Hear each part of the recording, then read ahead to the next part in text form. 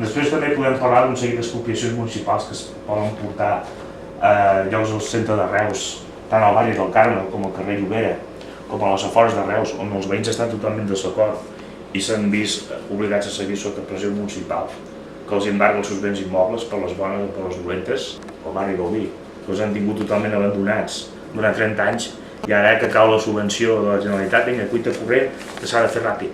Aquesta podria ser una realitat, però l'autèntica realitat és que es veu que es vol urbanitzar tot l'entorn de la Boca de la Mina i fer com una urbanització d'alt estànding tipus Pedralbes o tipus Mas Vilanova, no?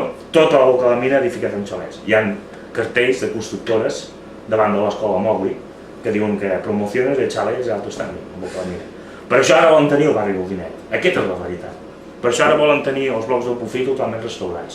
La mateixa política d'especulació urbanística que es va fer amb les Torres Boven de Barcelona. Doncs ara ens ha tocat aquí. Ja els veïns, vulguin o no, han de pagar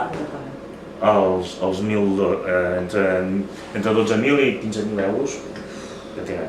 Per les bones, les dolentes poden de pagar. Què passa? Que la Generalitat dona una subvenció de 3.000 euros aproximadament. Però què passa també? Que aquesta subvenció la cobrava fins ara directament el propietari. Tu havies pagat els 12.000 euros, en cas hipotètic, o 15.000 euros, i la Generalitat t'ingressava el muntant, els 3.000 i pico euros. Ara es veu que s'ha tret una llei, o s'està a punt de treure una llei, que aquesta subvenció permet que la gestioni primer l'empresa constructora, com una fiança, com una assegurança. Quan s'acabin les obres, es tornaran els diners propietaris. Vull dir que si les obres s'inflen, el pressupost de les obres, i els propietaris no volen pagar més, evidentment, aquesta empresa xuparà de... Déu ho té. Això és un rumor que hi ha. Ja.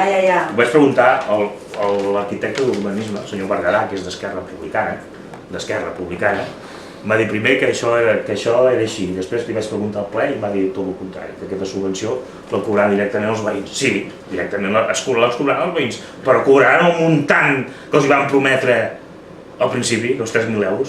Cobraran, però potser en lloc de 3.000 euros, cobraran 600 euros. Si permeten que l'empresa que restaura aquests blocs infli el pressupost.